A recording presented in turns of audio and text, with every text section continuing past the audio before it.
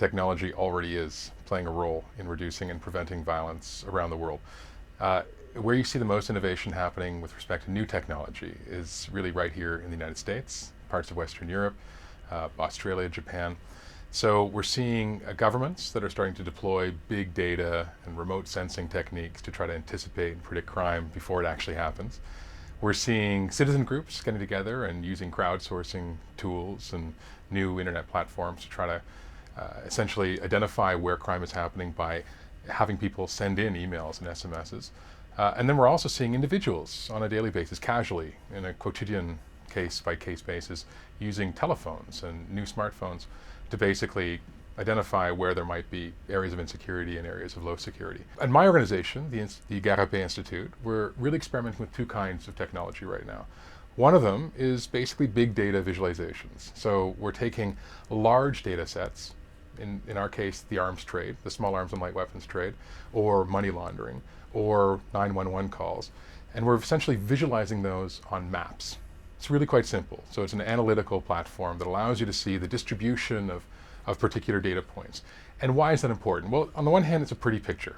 On the other hand, it's a really fascinating way of communicating complex information to an audience that's increasingly saturated by data and information. The second kind of tool we're dealing with, which was an evolution from the first, we call it smart policing. And basically this is we're taking everyday devices that you have around you rather than innovating new ones.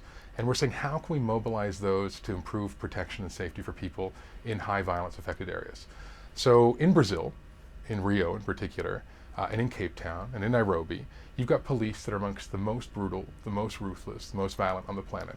I mean, in Brazil, every year 2,000 people are killed by the police, so it's an extraordinary issue. What we did was we designed an Android application that basically you download for free onto your phone, and it captures 8, 9, 10 hours of the feed of a police officer in the course of their daily patrols.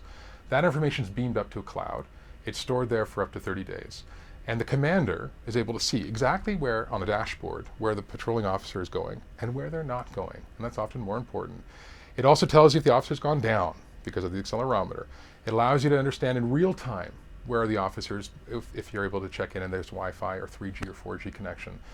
And this kind of body camera is actually already in use in North America. We're seeing in California, even in New York, the ACLU has mandated the use of body cameras for police along with judges, also in other parts of Western Europe.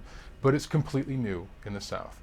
So what we're doing is we're testing this technology by sticking the phone on the vest of the officers and doing pilots, watching where they go, looking at how they interact with citizens, understanding about the levels of brutality or levels of confidence between the police and citizens. We're also testing it in the West Cape, in Cape Town, as well as with police oversight groups in Nairobi. So those are two kinds of technologies we're using, which we think are pretty exciting. All of these tools are really exciting, and they're offering really, really important examples of how to reduce and prevent lethal violence and crime and the like. But they can also be abused, and if you don't have the checks and balances over the officers who are using them, or if you're not able to follow up on cases where the information is being collected, then both the officers don't see the utility and the citizens stop seeing its legitimacy. And the whole system, I think, can implode.